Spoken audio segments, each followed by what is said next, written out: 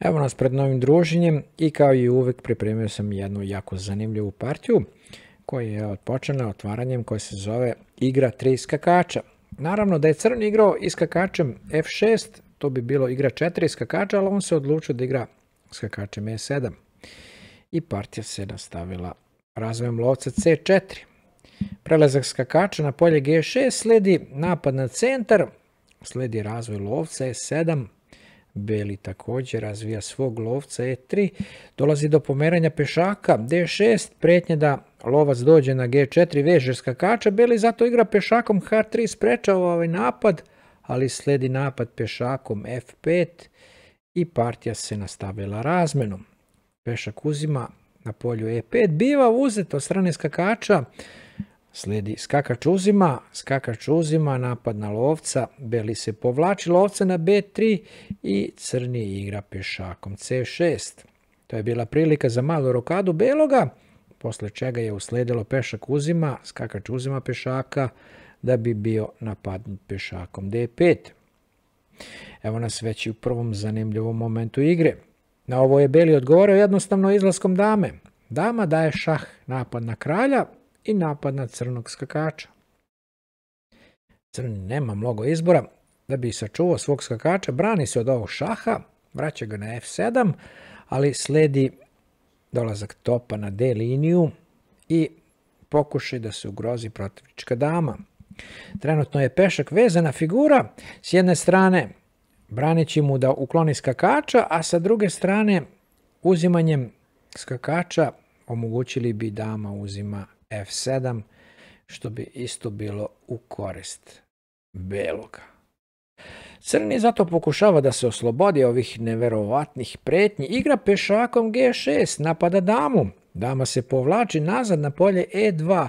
Crni pomera svoju damu, oslobađa pešaka pretići da ukloni ovog skakača.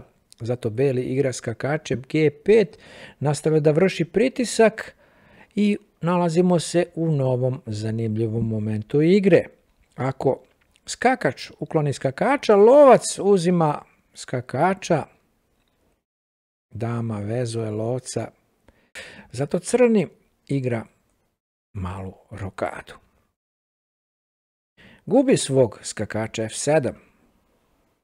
U ovoj situaciji on se odlučuje da ipak igra kraljem. Kralj uzima skakača, sledi pritisak lovcem, napad na topa. Crni pokušava da skloni svog topa, ali nalazimo se sada u pravom pravcatom kritičnom momentu igre.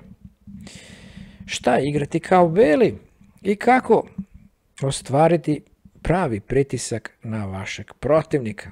U našoj partiji beli nije hajao. On je jednostavno topom uklonio pešaka D5. Žrtvo svog topa sa idejom da crni prihvati ovu žrtvu, a i neko ako ne prihvati našao bi se u velikim problemima jer nakon pomeranja topa sledi otkriveni šah.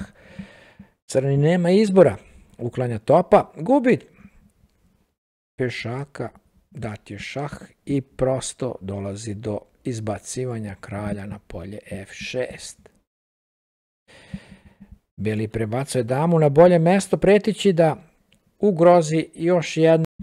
Zato crni igra lovcem, izbacuje lovca, omogućuje naravno pokušaj da se brani, ali sledi napad po crnim poljima, damom D4, crni se štiti damom, sledi fantastični napad damom H4, novi šah, crni nema kud, brani se pešakom i gubi ovu partiju, dama uzima pešaka G5.